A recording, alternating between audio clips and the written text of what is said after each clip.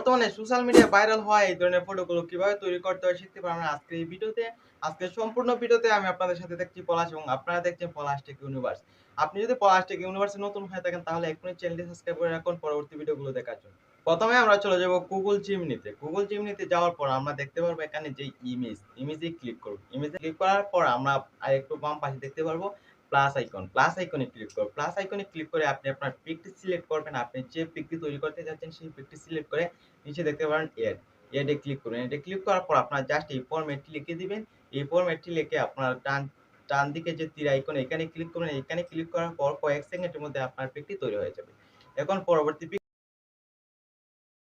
এই ধরনের পিক তৈরি করার জন্য আপনারা আবার এরকম সেম ইমেজে ক্লিক করেন, প্লাস আইকনে ক্লিক করেন, আপনি আপনার পিকটি সিলেক্ট করেন, তারপর জাস্ট এই ফরম্যাটটি লিখে দেন। এই ফরম্যাটটি লিখে এই তীর চিহ্নে ক্লিক করলে আপনার এই ধরনের পিক তৈরি হয়ে যাবে।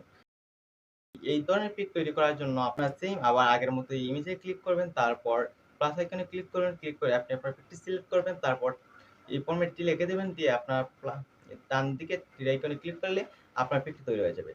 এই তিনটি ফরম্যাট আমি আমার কমেন্ট বক্স এবং ডেসক্রিপশনে দিয়ে দেবো। এবং আর যাদের ফোনে চিমনি অ্যাপস নিয়ে আপনারা প্রথমে চলে যাবেন গুগল প্লে স্টোরে গিয়ে সার্চ করবেন চিমনি লিখে সার্চ করে আপনারা এই অ্যাপস ডাউনলোড করে নেবেন।